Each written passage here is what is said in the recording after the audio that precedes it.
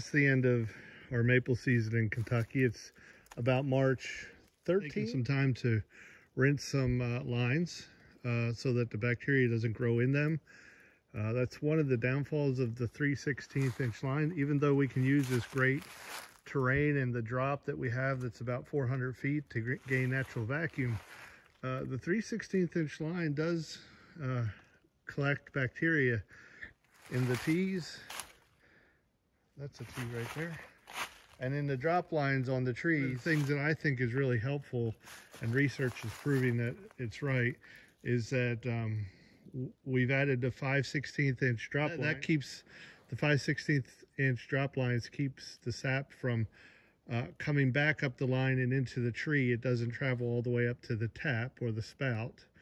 And then the other thing is using the calcium chloride and letting that mixture set in the lines for about 15 minutes really reduces the bacteria load in the line. And the end product of that is calcium.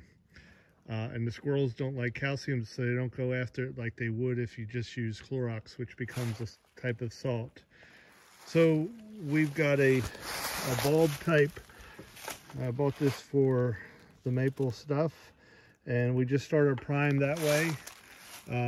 This line here on the end, we anchor the tree here. That's our anchor point, and we put a T in, and this is our gauge that we put a vacuum gauge on, primer bulb, and in that way we few squeezes to this here, and we've got the solution going down the line already.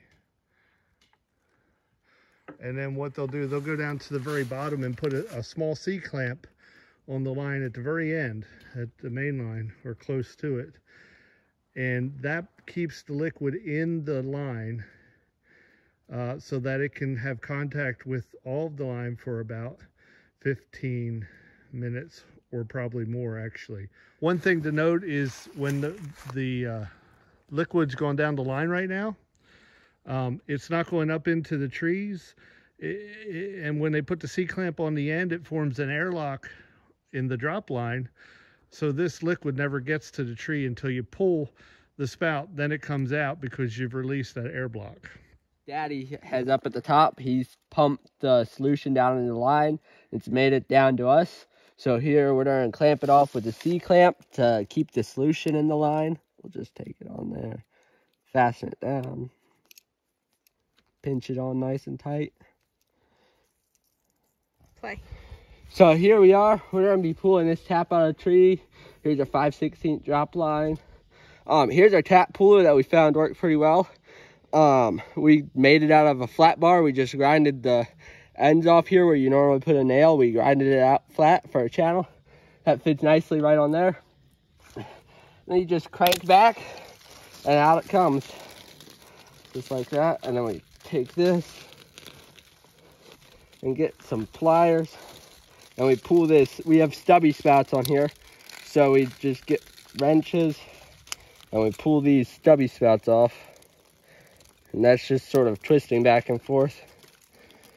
We put just a little red stopper in it just to stop up the liquid, and you just push that in there,